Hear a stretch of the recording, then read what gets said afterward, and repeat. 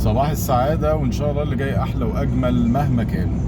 كنت من شوية أدفع قسط المدرسة بتاع بنتي. الحمد لله أنت بتروح المدرسة بغض النظر إن أنت بتروح تدفع اللي وراك واللي قدامك واللي فوقك واللي تحتك واللي يمينك وشمالك، وتتبرع بكليتك عشان تدفع اقساط المدارس عشان العيال تتعلم. وفي الاخر العيال ما بتتعلمش غالبا، هم بيتعلموا من اليوتيوب والنت. بس ما علينا، يعني ربنا ينجح الجميع وينجح ثانويه عامه، لا بنعمل اللي علينا.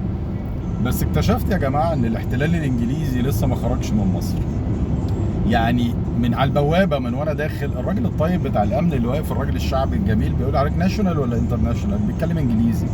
كل حوارات الناس حواليا انجليزي. هاي، هاي فايف، الاطفال كلها بتتكلم انجليزي. احنا كلنا عرب ومصريين وقاعدين بنتكلم بعض بالانجليزي. حتى الاتوبيس يقول هتدفع فلوس الباص. يعني عارف. فاكتشفت ان الاحتلال الانجليزي ما خرجش. كان زمان المحتل انجليزي او فرنساوي او برتغالي بيجي بجيوش وكنابل ودبابات وطيارات والحاجات دي كلها، بس اكتشف ان هو بيخسر ارواح ناس وبيتعب وبيبقى الموضوع مكلف. ليه ما يحتلكش في مخك دلوقتي يفهمك ان الكلام باللغه الانجليزي والعيشه بالحياه الامريكاني هي التحضر والرقي والتطور؟ يعني بما انا اهو لابس تيشيرت مكتوب عليها بالانجليزي.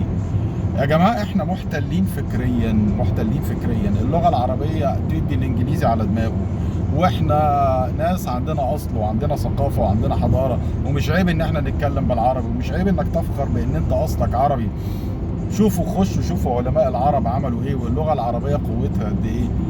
اكتشفت ان احنا لسه عايشين في احتلال انجليزي. فيا ريت نحاول نفك دماغنا من الاحتلال ده، لان الاجيال الجديده طالعه في ناس ما بتعرفش تتكلم عربي، والنبي عربي. صباح السعاده.